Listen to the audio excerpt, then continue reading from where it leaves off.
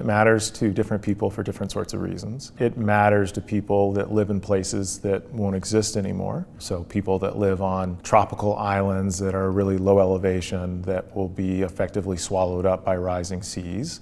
Those people will all be climate refugees, so it matters to those people. It matters to people that live along the east coast of the US. If they live within a mile or so of the beach, their house may be destroyed over the next 100 years as sea level rises and storms are able to penetrate further and further inland. It matters if you suffer from asthma, if you have problems with pollen. There are lots of heat-related issues that can exacerbate different sorts of human health conditions, so it matters for those reasons. It matters for our public infrastructure, our bridges and our roads, and it matters for species and ecosystems. Lots of species are projected to go extinct with strong climate change, and that's a concern to people like me that are conservation biologists.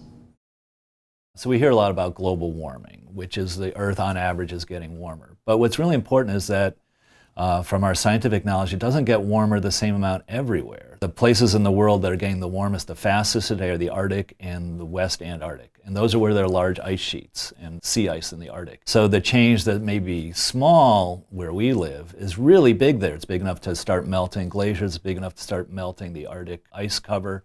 And that affects ecosystems dramatically. It affects sea level. If you think of where most of the big cities in the world are, they're very close to sea level. And that means sea level rise of a few meters, a few feet actually matters to a whole lot of people who live in those cities.